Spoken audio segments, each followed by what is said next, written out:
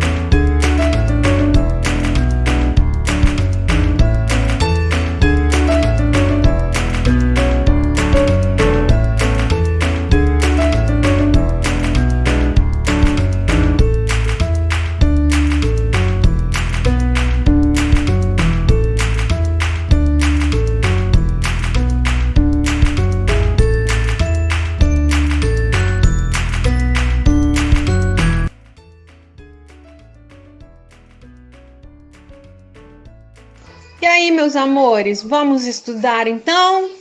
Vamos lá! Boa noite, meus queridos. Tudo bem com vocês?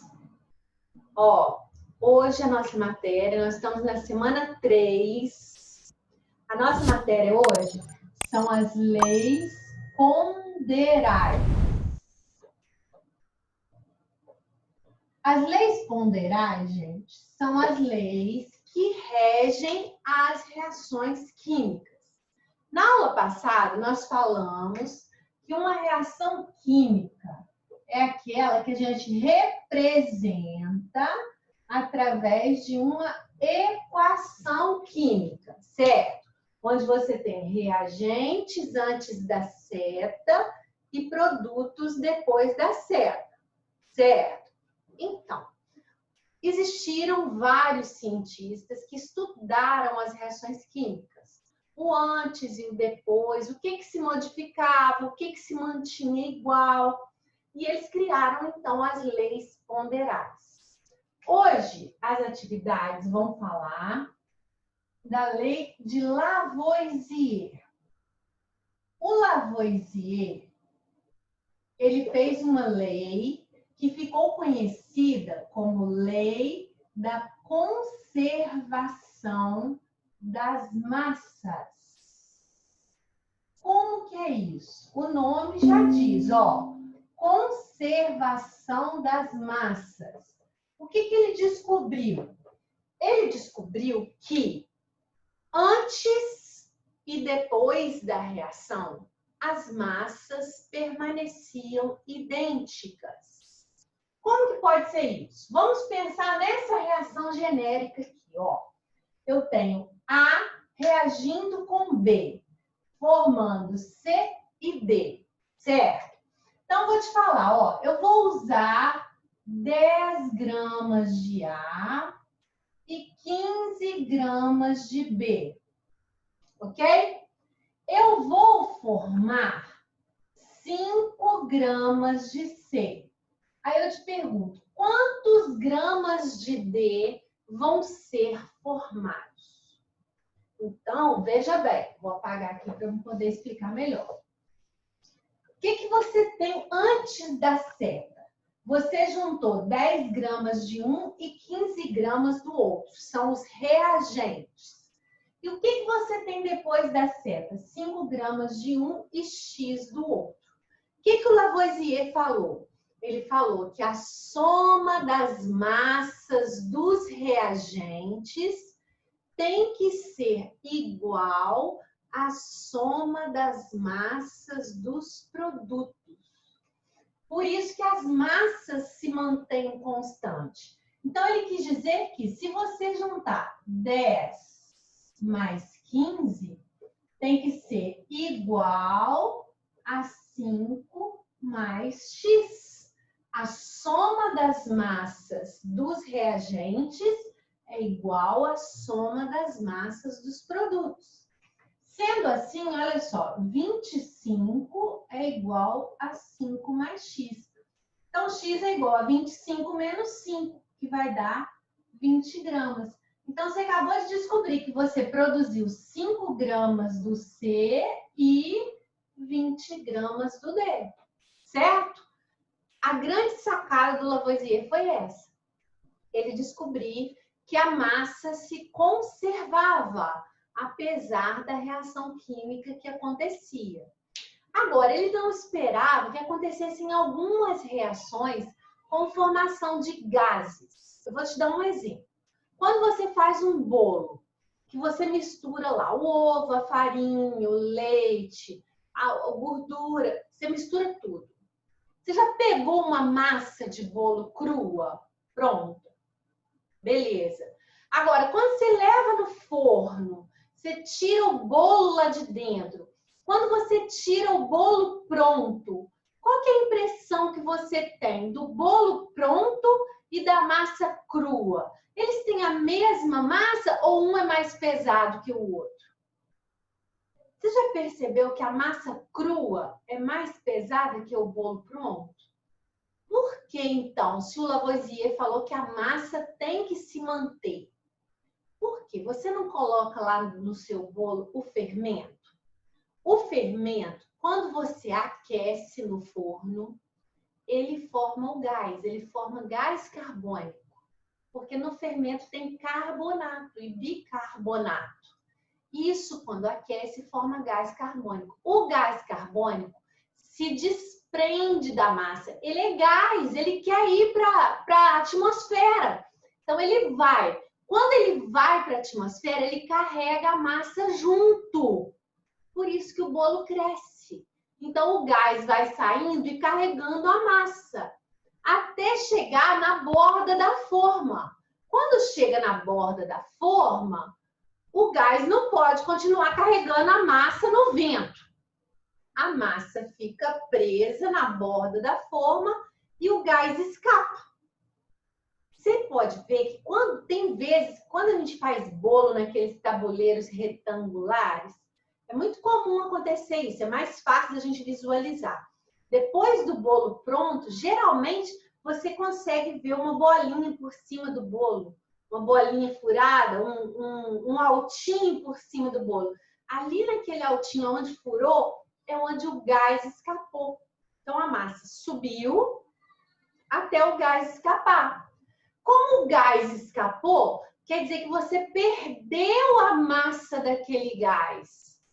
Ele foi eliminado. Então, no bolo pronto que você vai tirar do forno, a massa que era referente àquele gás, ela está perdida. Então, por isso que o bolo pronto, ele acaba tendo uma massa o quê?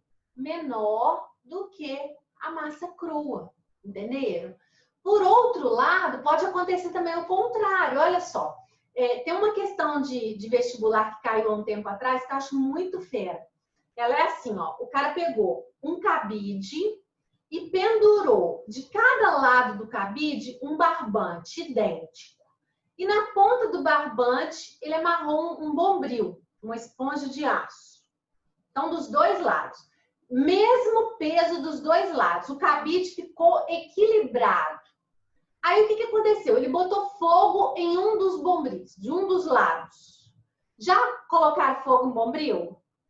Não é para rodar o bombril, não. É só colocar fogo. Quando você coloca fogo no bombril e abafa o fogo, acontece a mesma coisa que acontece se você deixar o bombril em cima da pia de um dia para o outro.